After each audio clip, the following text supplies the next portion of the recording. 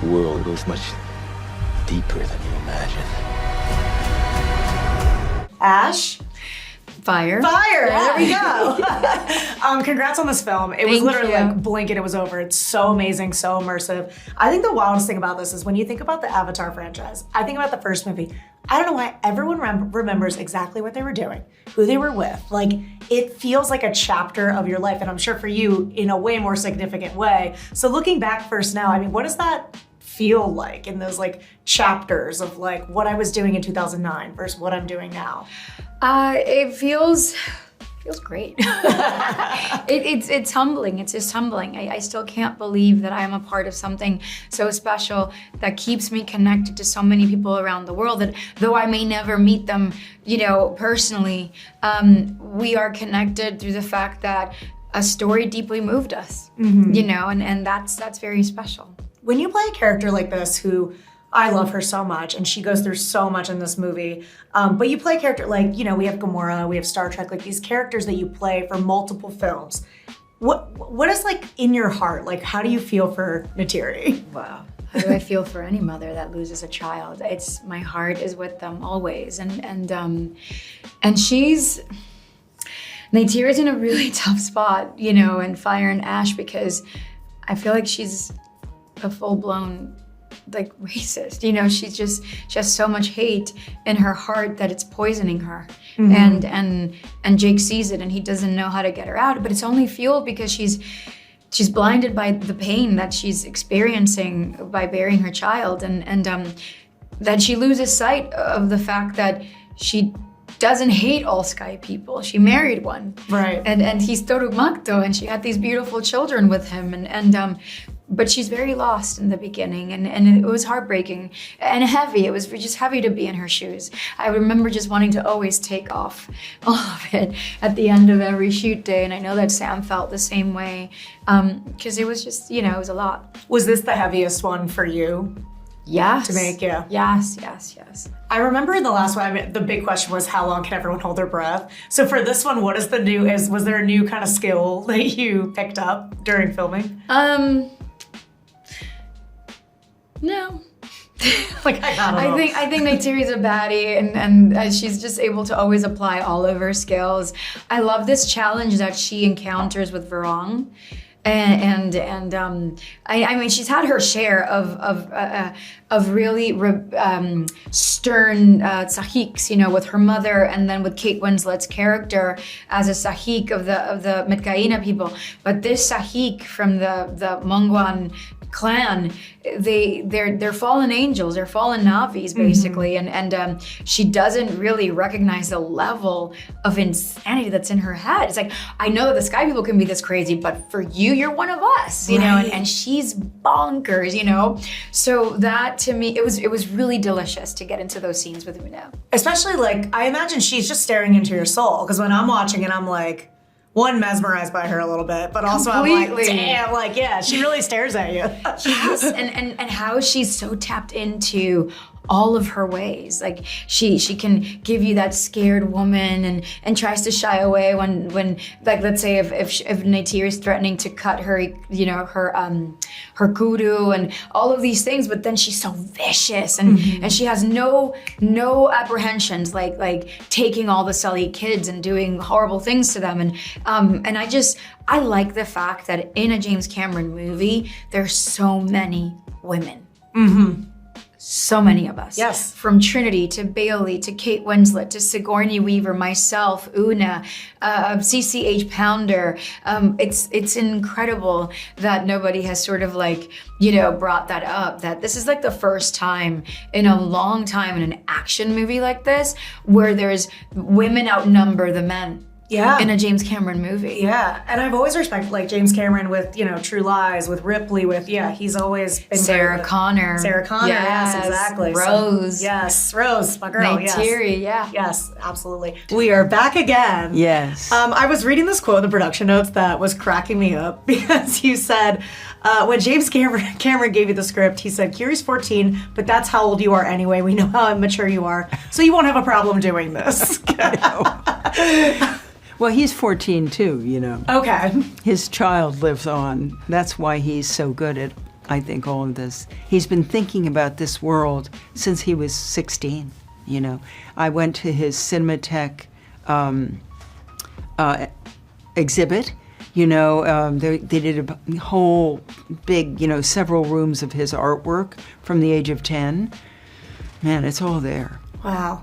This was his fascination with space, with other humanoid species, and just the way people lived, and it's just amazing, because it's great to be part of something that's actually kind of blossoming years later, and comes from such a vital part of him, which is him as a kid.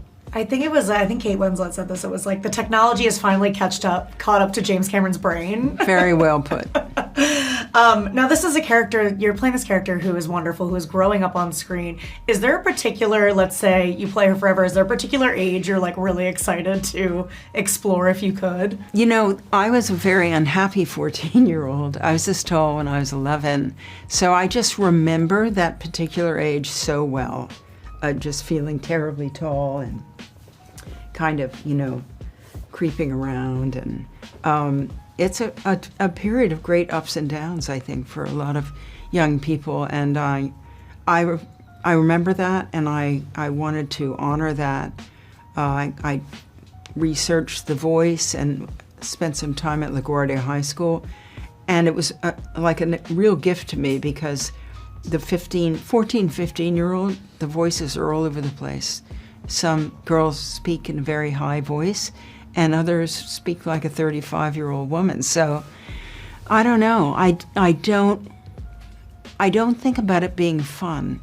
Mm-hmm. It is fun. It is a hard time. You're right. Yeah, I think that often Kiri is trying so hard to make sense of a world that doesn't make sense to her. And why does it make sense to anyone? All this killing and you know, invading and all these things. You know, you never see her pick up a weapon, maybe once in this film. And she's definitely a lover. But her fighter comes out in this story. And I think all the kids come of age in this story, because Mom and Dad are busy with other threats, and so we have to rely on each other. And Sully's stick together, and Sully's don't give up, you know. Right. There is a line at some point, I don't want to spoil anything, but you say something along the lines of, "You're our only hope." Was that like was that a wink to your next role? Because I feel like "You're my only hope" is so famous from Star Wars. Well, that, of course, is absolutely true. That's really true. And I think her saddest feelings come because, unlike all the other Na'vi, you know, Kiri has these seizures, and she can't connect with the spirit world or with Ewa. And so to be doing in nature and feeling so connected, and then not being able to do what is the basic right, it seems, of the Na'vi is very confusing to her. I mean, you've worked with James Cameron, obviously, before. How would you say your relationship has changed over the years? He has there's tales about him being difficult but rewarding to work with. So how has it changed? Yeah, I mean, it's funny because I recently learned from Maureen Dowd, of all people. She was talking about her brothers, and I said, well, you know, I think that's very important, because even when Jim makes a crack about how this is not being done well enough, it's really like someone talking to their brothers. So it never has claws. It has a great appreciation for how hard this work is and how demanding it is. He's especially generous with actors, and he was that way on Aliens, very respectful to actors. And when I came to meet with him about the script, which he said, well, do you have any notes? I said, are you kidding me? I mean, this is the perfect script, because I was an English major, and it's the one thing I have a kind of, I can really see structure and all these other aspects that make it much better for the film to survive the shooting process and the process of being released. It's a lot of pressure on a story, and his really hold up. If anything, the pressure is like a crucible that makes them even more powerful and even more heartfelt. Thanks for making a movie about me. I love Screen Rant. All right, you guys do a great job. Oh, thank you. I loved this film, first of all. Oh, thanks. Incredible stuff. I think the wildest thing, and I think we were just talking about this outside, is I thought I blinked and it was over. I was like, I want more. It's that dream space. It's that right? dream space. So what we try to do, what the whole team works together to do, from the actors through to all the artists and so on, is just take you into a world and just keep the momentum such that you're always wanting to see what happens next. With the characters, dramatically, how's it impacting them, with what new landscape we're going to present. And it's like dominoes falling, right? And it just kind of sucks you along in its wake. And we work very hard on that, creating that kind of waking dream kind of experience. Absolutely. And I mean, you're right. We've seen the sky, the air, the fire and ash now, the water, the earth. I'm curious, like, how much, I'm sure that you kind of have the map mapped out of what Pandora really is like, but are there any other biospheres or climates that you really want to take us to? I know there's Na'vi words for snow and ice and things like that. Actually, I think Neytiri's never seen snow. She's probably only heard about it from the wind traders, because the wind traders travel the whole world on the wind currents, and they trade with everybody. So she's probably not ignorant about that, but they've never seen it because she lives in the tropical belt. She grew up in the rainforest. So anyway, yeah, we think about all that stuff right now. I know you're heading toward like what we're going to do next, but I think we've got enough of a meal to talk about in this film. We only get to do next if this film works. Right. Right. So I'm not getting ahead of myself on that. Years ago, I wrote the scripts for 4 and 5, but I haven't been thinking about them that much lately. It's like all my focus has gone into this film. Right. Well, there was the story that everyone's been talking about is whether or not the next film will happen. You were talking about if this does well or does not do well. I have a book. I will like. Oh, there's many things I could do. I mean, but I never bet against James Cameron. Well, I do. I'm a realist. I mean, the theatrical industry is very depressed right now. We're coming off of a terrible year, although Zootopia is a nice little bump at the end of the year, but it's been a bad year, and it's been a bad last few years since COVID and since streaming took a massive chomp out of the butt of the theatrical business. And maybe this film still works, maybe it doesn't. I'm agnostic on that right now, but hopefully people will show up, because the theatrical experience is the only way that you can have that waking dream time, right? Because the second you have a remote in your hand and you can pause it, you just broke the spell. And people, they want the immediacy, they want the access of streaming, but they don't. Some people realize that they're breaking the spell, and they save the theatrical experience for a few films that they want to completely submerge into. Right? I mean, that's how I do it. I'm not going to go see everything at a movie theater. Right. I'll make my decisions. Hopefully, Avatar is still enough of a blue chip that people know they're going to go on a journey. I think it is. I mean, I think everyone. It's so wild to me that everyone, when they think of the first Avatar, they remember where they were, who they were with. I remember literally like having my hand out at one point in the movie and being like, I've never seen anything like this. Right. It's such a spectacle. Speaking of, I mean, you mentioned kind of being select. It is wild to me. You are one of my favorite directors of all time. Thank you. I can count your directorial feature films on two hands. Yeah, exactly. 9 features. 9 features. 12 documentaries. Yes, and another one coming. 9 features, yeah, yes. Exactly. Is there anything outside of Avatar that still kind of pulls in the back of your head? And I bring this up because I was just with Miss Jamie Lee Curtis, who went on about a 2 to 3 minute rant about wanting another That true sounds like Jamie. Jamie pretty much goes on a 3-minute rant about anything. True. About the coffee she's ordering. I mean, Jamie's just very verbal and very intelligent. Anything about the first film? I mean, anything outside of the Avatar films that still tugs on you, and you're like, I'd love to revisit that world. Tons of things. Yeah. Well, deep ocean exploration for one.